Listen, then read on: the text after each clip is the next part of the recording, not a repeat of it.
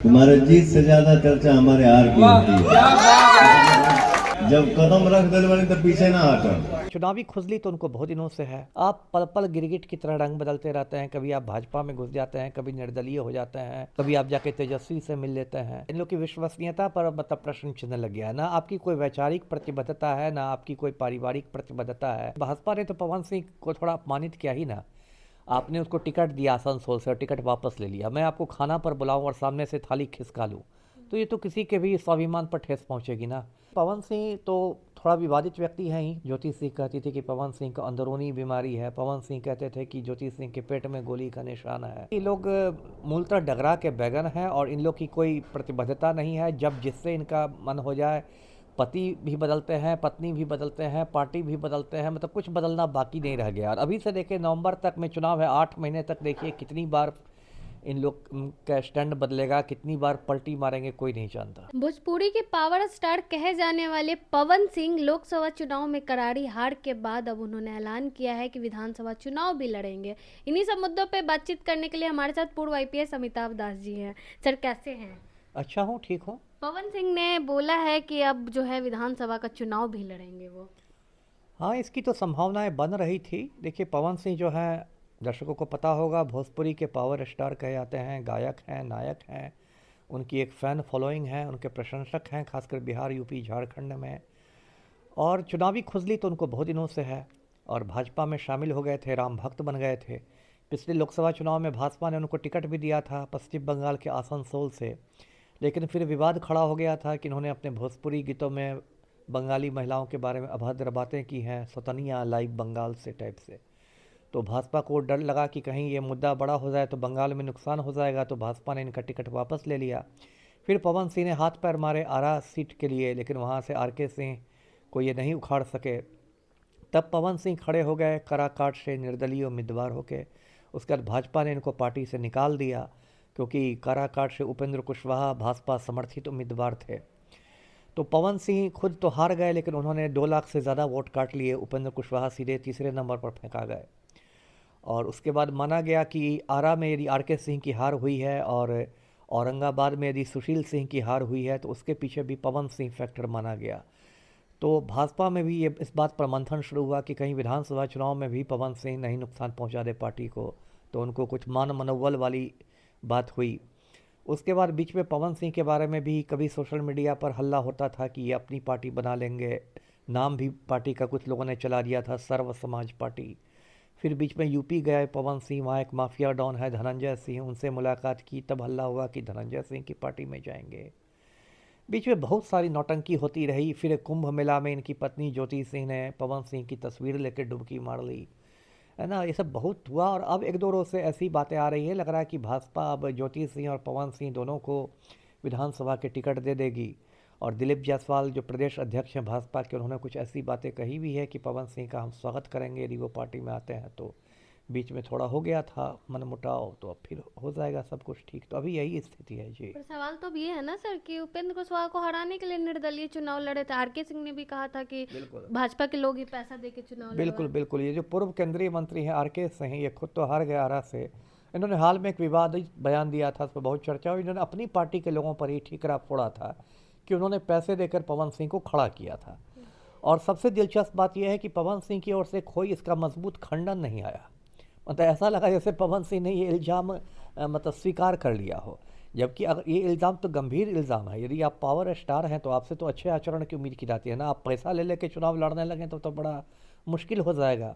फिल्मों के लिए आप पैसा लेते हैं वो अलग बात है, लेकिन चुनाव लड़ने के लिए आप पैसा लेने लगे, तो ये तो थोड़ी गड़बड़ बात हो गई।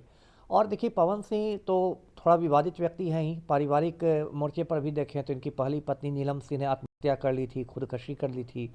फिर एक भोजपुरी अभिनेत्री के साथ इनका अफेयर रहा, फिर उससे भी ब्रेकअप हो गया, वो भी अलग हो गई। फिर ज्योति सिंह के साथ लंबे समय तक आरा कोर्ट में इनके तलाक का मुकदमा चला। ज्योति सिंह कहती थी कि पवन सिंह को अंदरूनी बीमारी है। पवन सिंह कहते थे कि ज्योति सिंह के पेट में गोली का निशान है। एलिमोनी को लेकर विवाद हुआ कि मुझे तो नोएडा में फ्लैट चाहिए, तो मुझे तो इतने करोड़ रुपए चाहिए। फिर जब पवन सिंह कराकाट से खड़े हुए तो बहुत नाटकीय तरीके से दोनों में सुलह सफाई हो गई और ज्योति सिंह ने प्रचार किया पवन सिंह का। लेकिन देखिए क्या होता है आगे आगे। यहाँ तो हर पल तस्वीर बदलती है। बीच में सोशल मीडिया पर हल्ला हुआ था कि पवन सिंह तीसरी शादी भी कर सकते हैं। लोगों ने उनकी होने वाली दुल्हन का नाम भी बता दिया था। तो ये सब चलता रहता है जी। लेकिन कैसे देखते हैं सर, जब चुनाव प्रचार करना था तो पवन सिंह ज्योति सिंह एक हो गए, चुनाव खत्म होते ही दोनों की राहें अलग हो गई, कुंभ में डुबकी लगाने भी जो है वो तस्वीर लेके गई। क्या लगता है विधानसभा चुनाव में फिर से दोनों साथ आ जाएंगे? अब ये तो उन दोनों से जाके आप पूछे तो बेटर होगा। देखिए ये तो है ही ना बात, इन लोगों ने इसलिए जनता का विश्वास खो दिया, इन लोग की विश्वसनीयता पर मतलब प्रश्न चिन्ह लग गया। ना आपकी कोई वैचारिक प्रतिबद्धता है, ना आपकी कोई पारिवारिक प्रतिबद्धता है। आप पल पल गिरगिट की तरह रंग बदलते रहते हैं। कभी आप भाजपा में घुस जाते हैं, कभी निर्दलीय हो जाते हैं, कभी क्षत्रिय दल की बात होने लगती है, कभी आप जाके तेजस्वी से मिल लेते हैं, है ना। अभी बीच में ज्योति सिंह ने आनंद मोहन और इससे मुलाकात भी कर ली थी, लवली आनंद से भी। लवली आनंद जदयू की सांसद है, तो मतलब जदयू में भी आप मतलब खोज रहे हैं अपने लिए जगह। नीतीश कुमार के काम की तारीफ भी करती आई हैं ज्योति सिंह। अब आप बताइए ना। तो इसलिए देखिए ये लोग मूलतः डगरा के बैगन हैं और इन लोग की कोई प्रतिबद्धता नहीं है। जब जिससे इनका मन हो जाए, पति भी बदलते हैं, पत्नी भी बदलते हैं, पार्टी भी बदलते हैं, मतलब कुछ बदलना बाकी नहीं रह गया। और अभी से देखिए नवंबर तक में चुनाव है, 8 महीने तक देखिए कितनी बार इन लोग का स्टैंड बदलेगा, कितनी बार पलटी मारेंगे, कोई नहीं जानता। एक पवन सिंह ने कहा है कि हमारी जीत से ज्यादा हार के चर्चे होते हैं। अरे क्या बात है, ये तो अपने मुंह में मिट्ठू बनने वाली बात है। ठीक है, पवन सिंह ने तो थोड़ी बहुत अपनी ताकत दिखाई दी, खास के 3 सीटों पर उसने एनडीए को नुकसान पहुंचा दिया, औरंगाबाद, आरा और काराकाट। तो इसलिए भाजपा को भी कहीं ना कहीं उसने बताया। देखिए भाजपा ने तो पवन सिंह को थोड़ा अपमानित किया ही ना। आपने उसको टिकट दिया आसनसोल से और टिकट वापस ले लिया। मैं आपको खाना पर बुलाऊं और सामने से थाली खिसका लूँ, तो ये तो किसी के भी स्वाभिमान पर ठेस पहुंचेगी ना।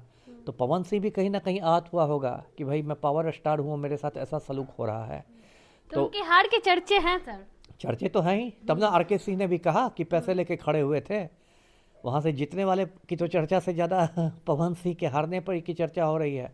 और चूंकि ठीक है वो हार गए, लेकिन एक सम्मानजनक वोट उन्होंने पाया। 2 लाख से ज़्यादा वोट किसी भी निर्दलीय प्रत्याशी के लिए एक अच्छा खासा वोट कहा जाएगा।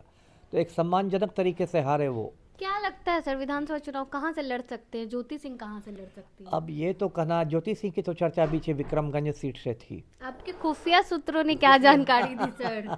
अब अगली इंटरव्यू के पहले मैं अपने खुफिया सूत्रों से बात करूंगा। अभी तो मुझे लगता है कि देखिए बिहार में इतना ज़्यादा जातीय समीकरण हावी है कि इसमें से दोनों जो लड़ेंगे वो कहीं ना कहीं चित्तौड़गढ़ को खोजेंगे। मतलब जहां राजपूत वोट अच्छे खासी संख्या में राजपूत मतदाता होंगे, तो कोई ना कोई तो चित्तौड़गढ़ वाला एरिया होगा, औरंगाबाद में कोई वो एरिया हो सकता है, भोजपुर ज़िले में कोई एरिया हो सकता है ना, रोहतास ज़िले में कहीं हो सकता है।